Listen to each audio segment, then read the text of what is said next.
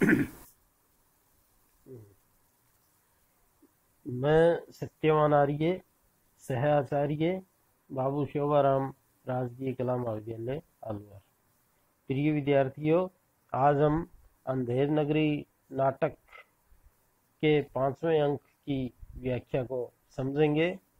आपने अभी तक इस नाटक में देखा कि इसका नाम ही अंधेर नगरी है, यानी जहाँ किसी को न्याय प्राप्त नहीं होता, और राजा भी चौपट है, यानी विवेकहीन व्यक्ति राजा है।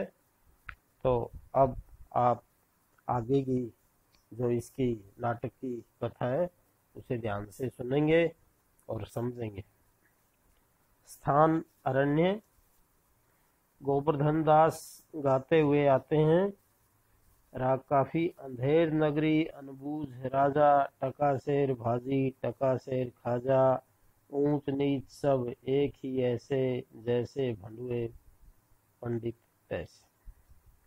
गोवर्धन दास मंत जी का शिष्य है, जो अंधेर नगरी में ही रुक गया था, और जो मंत जी का दूसरा शिष्य है वह मंत जी के साथ ही चला गया था।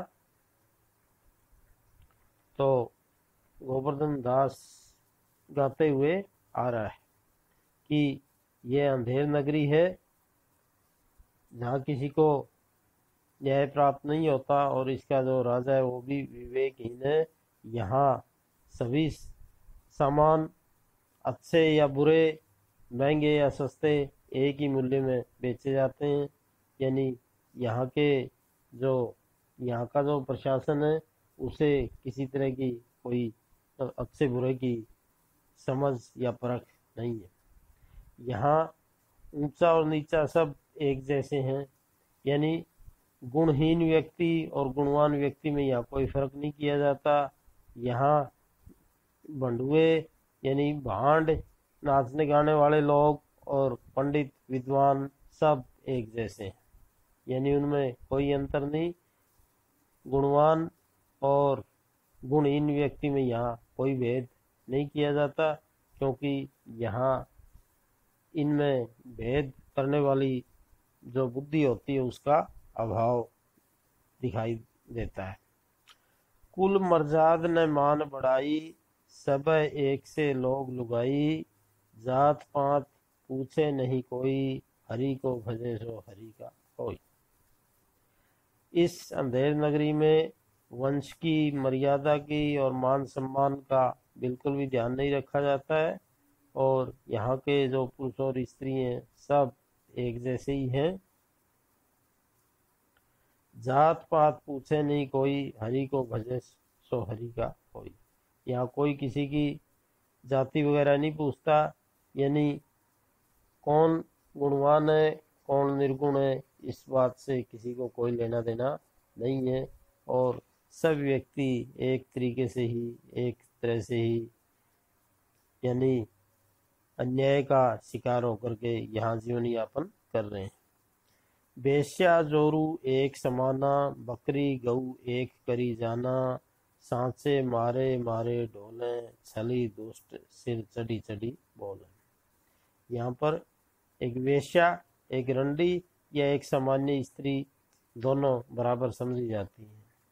यानी यहाँ मान और अपमान पर ध्यान नहीं दिया जाता, और यहाँ बकरी और जो गाय है उसमें भी कोई भेद लोगों को नज़र नहीं आता।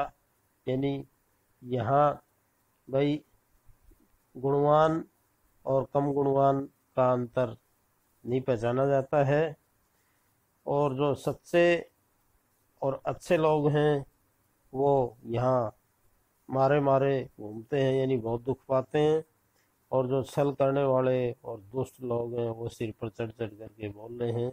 यानी छल करने वाले और दुष्ट लोगों का ही यहाँ वर्चस्व है। उन्हीं की बात को शासन प्रशासन भी मानता है, और उन्हें किसी का कोई डर नहीं। प्रगट सभ्य अंतर छलधारी, सोई राज सभा बल भारी, सांचे कहें ते पन ही खावें, झूठे बहुविधि पद भी पावें। यहाँ जो छल करने वाले हैं वो प्रकट रूप में सभ्य नजर आते हैं, लेकिन अंदर से वो संस्कृत नहीं है। और वैसे ही इन अंधेर नगरी की जो राज्यसभा है वह भी वैसे ही छल करने वाले लोगों से भरी हुई है। और अगर यहाँ कोई सत्य बात बोलता है तो उसे पन ही यानी जूते लगते हैं, यानी सत्य करने वाले को दंडित किया जाता है। और जो झूठे लोग हैं वो अनेक प्रकार से अनेक पदवी, अनेक खिताब, अनेक पुरस्कार यहाँ प्राप्त करते हैं। छलियन के एका के आगे, लाख कहो एकू नहीं लागे। भीतर होई मलिन की कारो, चाहिए बाहर रंग चटका। यहाँ जो छल करने वाले लोग हैं उनमें एकता है और वे अपनी मनमानी निरंतर करते रहते हैं। भीतर से वो चाहे कितने ही मलिन हों, लेकिन बाहर से वो सफेद, उज्जवल या चटकीले रंग में अपने आप को दिखाते हैं। यानी जो व्यक्ति हैं इस अंधेर नगरी के, वो छल कपट से भरे हुए हैं, लेकिन अपने आप को अच्छा दिखाने का या अच्छा प्रदर्शित करने का नाटक करते हैं। धर्म अधर्म एक दर्शाई, राजा करे सो न्याय सदाई। भीतर स्वाहा बाहर सादे, राज करही अगले अरु प्यादे। यहाँ धर्म और अधर्म यानी जो करने योग्य है या न करने योग्य है वो सब एक जैसा ही दिखाई पड़ता है। और जो भी राजा करे उसी को ही न्याय माना जाता है। राजा की हर बात ही न्याय समझी जाती है, भले ही वह गलत ही क्यों ना हो, चाहे उसमें कितना ही दोष हो, फिर भी वो राजा की बात होने के कारण उसे ही न्याय समझा जाता है। भीतर स्वाहा बाहर सादे, राज करही अगले अरु प्यादे। अंदर से जो राजसभा के लोग हैं वो गुणहीन हैं, उनमें मानवीय गुण नहीं है। और बाहर से वे अपने आप को सादे या सच्चे दिखाना चाहते हैं। राज कर ही अगले अरु प्यादे। और इस अंधेर नगरी में राजा को छोड़ करके जो मंत्री हैं या छोटे छोटे और अन्य कर्मचारी हैं वे राज करते हुए दिखाई पड़ते हैं। यानी राजा प्रशासन में ज्यादा रुचि नहीं लेते हैं। अंधाधुंध मचो सब देशा, मानू राजा रहत विदेश। और इस अंधेर नगरी को देख करके ऐसे लगता है कि जैसे यहाँ अंधाधुंध यानी अन्याय की भरमार हो और राजा यहाँ रहता ही नहीं हो, जैसे राजा किसी विदेश में रह रहा हो। गो द्विज श्रुति आदर नहीं होई, मानु नृपति विधर्मी कोई। और यहाँ पर गाय का, ब्राह्मण का और वेदों का आदर नहीं होता, मानो यहाँ का राजा कोई विधर्मी हो, यहाँ का राजा कोई सनातन धर्मी न हो। ऊंच नीच सब एक ही सारा, मानो ब्रह्म ज्ञान विस्तारा। अंधेर नगरी अनबुझ राजा, टका शेर भाजी टका शेर राजा। और यहाँ ऊंचे और नीचे सब एक जैसे ही नजर आते हैं और सबको मानो सब ब्रह्म ज्ञानी हो गए हैं, सब अच्छा बुरा जानते हैं, ऐसा वे दिखावा करते हैं, जबकि उनमें न्याय की भावना नहीं है। और यहाँ जो अंधेर नगरी है उसका राजा विवेकहीन है और यहाँ पर अच्छे और बुरे व्यक्ति या पदार्थ में कोई भेद नहीं किया जाता है। यानी अच्छे और बुरे की समझ यहाँ लोगों को या शासन प्रशासन को भी नहीं है। बैठकर मिठाई खाता है गुरुजी ने हमको नाहक यहाँ रहने को मना किया था। माना कि देश बहुत बुरा है, पर अपना क्या, अपने किसी राजकाज में थोड़े हैं कि कुछ डर है। रोज मिठाई चावना, मजे में आनंद से राम भजन करना। मिठाई खाता है, चार प्यादे चार ओर से आकर उसको पकड़ लेते हैं। तो जो मंजी का शिष्य गोवर्धन दास है, वो यहाँ इस अंधेर नगरी में ही रहता है, और वह ये कहता है कि ये नगरी, ये देश भले ही बुरा हो, लेकिन मुझे इससे क्या लेना देना। मैं तो यहाँ मज़े से रह रहा हूँ, और नित्य मुझे मिठाई खाने का अवसर मिलता रहता है। तो जब वो ऐसा गा रहा होता है, उसी समय राजा के चार सिपाही आकर के उसे पकड़ लेते हैं। पहला प्यादा, चल बे चल, बहुत मिठाई खाकर मुटाया है, आज पूरी हो गई। दूसरा प्यादा, बाबा जी चलिए, नमो नारायण कीजिए। गोवर्धन दास घबरा कर, हैं, ये आफत कहाँ से आई? अरे भाई, मैंने तुम्हारा क्या बिगाड़ा है जो मुझको पकड़ते हो? तो गोवर्धन दास जैसे ही मतलब मिठाइयों का सेवन कर रहा था, उसी समय राजा के चार सिपाही आकर के उसे पकड़ लेते हैं। तो गोवर्धन दास घबरा जाता है और कहता है कि मुझे आप लोग क्यों पकड़ रहे हो?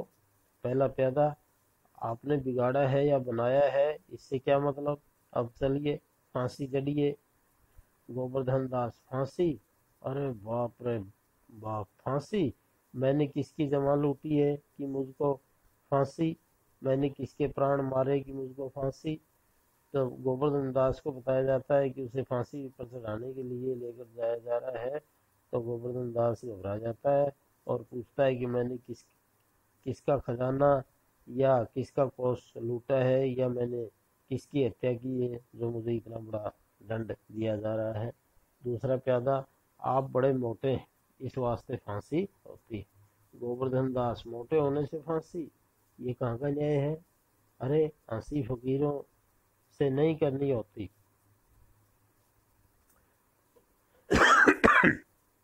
राजा का सिपाही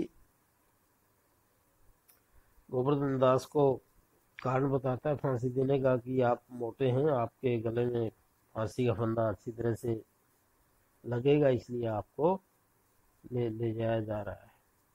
तो गोवर्धन दास कह रहा है कि मोटे होने से ही मुझे फांसी दी जाएगी, तो ये तो कहीं का न्याय नहीं है। और फिर आप मुझ जैसे फकीर या साधु संत के साथ हंसी मजाक क्यों कर रहे हैं? पहला प्यादा, जब सूली चढ़ लीजिएगा तब मालूम होगा कि हंसी है कि सब। सीधी राह से चलते हो कि घसीट कर ले चले? गोवर्धन दास, अरे बाबा, क्यों बेकसूर का प्राण मारते हो? भगवान के यहाँ क्या जवाब दोगे? तो गोवर्धन दास उनसे उनके आगे गिड़गिड़ा रहा है और कह रहा है कि मैं बेकसूर हूँ, क्यों आप मेरे प्राण लेना चाहते हैं, और भगवान को जाकर के आप क्या जवाब देंगे? प्यादा, भगवान को जवाब राजा देगा, हमको क्या मतलब? हम तो हुक्मी बंदे हैं, यानी हम तो अपना हुक्म बजा रहे हैं, राजा की आज्ञा का पालन कर रहे हैं। गोवर्धन दास, तब भी बाबा, बात क्या है कि हम फकीर आदमी को नाहक फांसी देते हो? तो गोवर्धन दास उनसे पूछ रहा है कि तुम किसी साधु व्यक्ति को, बाबा या फकीर को बिना मतलब क्यों फांसी देना चाहते हो? पहला प्यादा, बात यह है कि कल कोतवाल को फांसी का हुक्म हुआ था। जब फांसी देने को उसको ले गए तो फांसी का फंदा बड़ा हुआ, क्योंकि कोतवाल साहब दुबले हैं। हम लोगों ने महाराज से अर्ज किया, इस पर हुक्म हुआ कि एक मोटा आदमी पकड़कर फांसी दे दो, क्योंकि बकरी मारने के अपराध में किसी न किसी को सजा जरूर होनी है, नहीं तो न्याय न होगा। इसी वास्ते तुमको ले जाते हैं कि कोतवाल के बदले तुमको फांसी दे। और जो पहला सिपाही है, वह गोवर्धन दास को फांसी देने का कारण बताते हुए कह रहा है कि इस नगर के कोतवाल को फांसी का हुक्म सुनाया गया था, लेकिन फांसी का जो फंदा है वह कोतवाल साहब के गले में नहीं अच्छी तरह से आता है या फिट होता है, क्योंकि कोतवाल दुबला पतला है। इसलिए महाराज ने हमें यह आदेश दिया है कि किसी मोटे आदमी को पकड़ करके फांसी चढ़ा दिया जाए, क्योंकि बकरी मारने के अपराध में किसी न किसी को सजा अवश्य देनी है। मरी बकरी है, लेकिन सजा निरपराध को और मनुष्य को दी जाएगी, और वह भी फांसी। तो आप समझ सकते हैं कि ये वास्तव में ही अंधेर नगरी है, जहाँ जिसने कोई अपराध नहीं किया उसे फांसी की सजा सुनाई जाती है। और इस विषय में कि शासन प्रशासन को कोई संकोच नहीं होता कि कोई निरपराध व्यक्ति दंडित होगा या उसे दंडित नहीं किया जाना चाहिए। गोवर्धन दास तो क्या और कोई मोटा आदमी इस नगर भर में नहीं मिलता जो मुझ अनाथ फकीर को फांसी देते हैं। पहला प्यादा, इसमें दो बात हैं। एक तो नगर भर में राजा के न्याय के डर से कोई मुठाता ही नहीं। दूसरी ओर किसी को पकड़े तो वह न जाने क्या बात बनावे कि हम ही लोगों के सिर कहीं न गहराए, और फिर इस राज में साधु महात्मा, इन लोगों की तो दुर्दशा है, इससे तुम्ही को फांसी देंगे। तो गोवर्धन दास सिपाहियों से कहता है कि क्या इस पूरे नगर में अकेला मैं ही मोटा हूँ जो आप मुझ अनाथ फकीर या साधु को फांसी देना चाहते हैं? तो पहला आदमी ये कह रहा है कि इस नगर में राजा के न्याय के डर से कोई व्यक्ति मोटा नहीं हो पाता है। और दूसरी बात यह है कि हम किसी अन्य को पकड़ेंगे तो वह न जाने हमें किस मामले में फंसा देगा, और वैसे भी साधु महात्मा लोगों को इस अंधेर नगरी में कोई नहीं पूछता है। सच्चे और जो सज्जन व्यक्ति होते हैं उन्हीं को यहाँ दंडित किया जाता है, इसलिए हम तुम्हें ही फांसी देंगे। गोवर्धन दास, दुहाई परमेश्वर की, अरे मैं नाहक मारा जाता हूँ, अरे यहाँ बड़ा ही अंधेर है, अरे गुरुजी महाराज का कहा मैंने न माना, उसका फल मुझको भोगना पड़ा। गुरुजी कहाँ हो, आओ मेरे प्राण बचाओ, अरे मैं बेअपराध मारा जाता हूँ। गुरुजी गुरुजी, गोवर्धन दास चिल्लाता है। प्यादे उसको पकड़कर ले जाते हैं। तो गोवर्धन दास को अपने गुरु की बात याद आ जाती है कि इस अंधेर नगरी में नहीं रहना चाहिए। तो उसे अब बहुत पछतावा या दुख होता है कि मैंने बहुत बड़ी गलती की जो गुरु की आज्ञा को नहीं माना, और अब वह गुरु जी से ही प्रार्थना कर रहा है कि आप आकर के मेरे प्राण बचाएं। मैंने कोई अपराध या कसूर नहीं किया है जो मुझको ये अंधेर नगरी का जो शासन है या प्रशासन है वो मुझे दंडित करना चाहता है। तो गोवर्धन दास गुरुजी चिल्लाता है, और जो सिपाही है वह उसे फांसी पर चढ़ाने के लिए ले जाता है।